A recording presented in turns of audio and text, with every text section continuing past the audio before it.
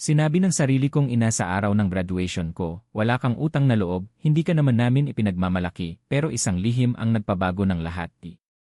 Ako si Lara, at sa loob ng 22 taon, ang bahay namin ang lugar na dapat sana ay pahingahan ko, pero para sa akin, iyon ang lugar kung saan araw-araw akong nasusubok. Lumaki akong kasama ang pamilya kong laging ikinukumpara ako sa nakatatanda kong kapatid na si Marco. Bakit hindi ka kagaya ng kuya mo? Si Marco may pangarap. Ikaw, puro problema. Kung hindi ka lang namin anak, matagal ka na naming pinaalis. Mga salitang paulit-ulit kong naririnig habang lumalaki. Noong bata ako, iniisip ko. Baka tama sila. Baka talagang wala akong halaga. Pero kahit ganoon, nagsikap ako. Nag-aaral ako habang nagtatrabaho sa gabi bilang service crew. Umuwi akong pagod, nanginginig sa lamig, at minsan ay umiiyak sa kwarto habang hawak ang mga libro ko. Hindi nila alam na kapag natutulog sila, doon ako lumalaban. Isang gabi, nadatnan ako ng nanay ko na nag-aaral sa kusina. Tinitigan niya ako at malamig niyang sinabi, "Lara, tigilan mo na yang pagpapanggap mo. Hindi ka magiging successful." Napatingin ako sa kanya. Bakit po parang ayaw niyo akong maniwala sa sarili ko? Napatawa siya ng mapait. Dahil kilala kita. Mahina ka. Simula bata ka, puro ka reklamo. Tumulo ang luha ko. Pero ngumiti ako. Hindi po ako mahina, mapagod lang po ako. Umalis siya na walang sagot. Lumipas ang ilang taon. Araw ng graduation ko. Isa sa pinakamahalagang araw ng buhay ko. Nakatuga ako, hawak ang diploma, at umaasa akong kahit minsan ay marinig ko mula sa kanila. Anak, proud kami sa'yo. Paglabas ko ng stage, hinanap ko agad sila. Nandoon sila. Pero ang unang sinabi ng nanay ko ay hindi ang inaasahan ko. Akala mo ba dahil nakapagtapos ka, espesyal ka na?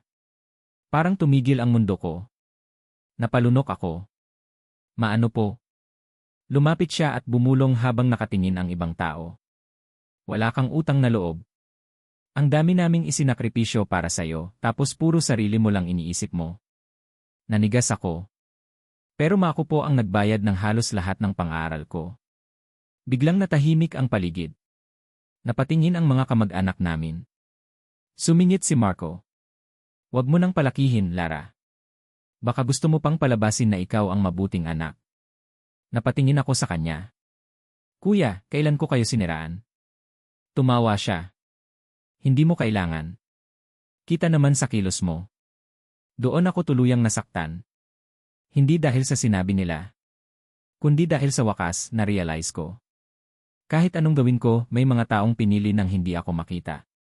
Kinagabihan, umuwi ako mag-isa. Habang inilalagay ko ang diploma ko sa mesa, napansin ko ang isang lumang sobre. May pangalan ko. At sulat kamay ng taong hindi ko kilala. Binuksan ko yon. At doon nagsimula ang sikreto na bumago sa buong buhay ko. Ang laman. Lara, kung nababasa mo ito, ibig sabihin ay nasa tamang edad ka na para malaman ang katotohanan. Nanginig ang kamay ko.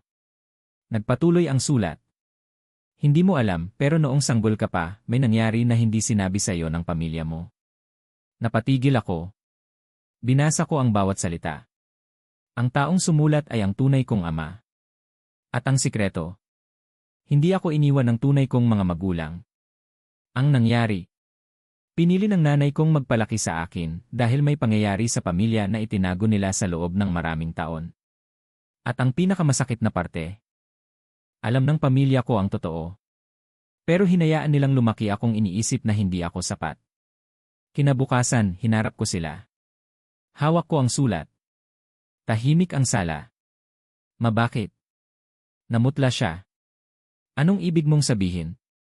Inilapag ko ang sulat sa mesa. Bakit niyo hinayaan na maramdaman kong wala akong halaga? Nagsimulang manginig ang boses niya. Lara, bakit sa bawat tagumpay ko, hinahanap niyo ang mali?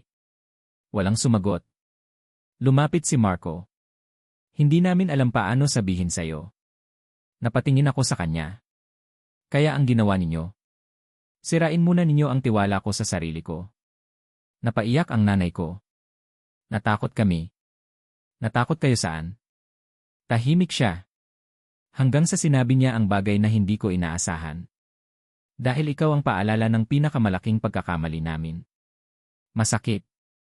Pero sa unang pagkakataon, naramdaman kong totoo ang sagot. Makalipas ang ilang buwan, lumayo ako.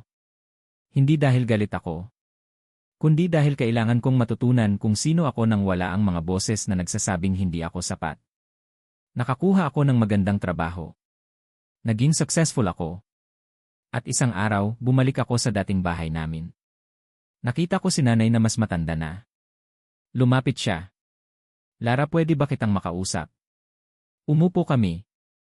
At sinabi niya, patawad. Isang simpleng salita. Pero matagal kong hinintay. Hindi ko agad siya niyakap. Sinabi ko, Ma, pinatawad ko kayo. Pero sana maintindihan niyo ang mga salitang sinasabi natin sa isang bata, dala niya habang buhay. Tumango siya habang umiiyak. Hindi lahat ng pamilya ay perpekto. Minsan, ang pinakamalalim na sugat ay nanggagaling sa mga taong inaasahan nating magmamahal sa atin. Pero tandaan, ang halaga mo ay hindi nasusukat sa opinyon ng ibang tao. Hindi ka magiging mas mababa dahil may taong hindi nakita ang liwanag mo. Minsan, ang pinakamalaking tagumpay ay hindi ang patunayan sa kanila na mali sila, kundi ang patunayan sa sarili mo na kaya mong bumangon kahit ilang beses kang ibagsak.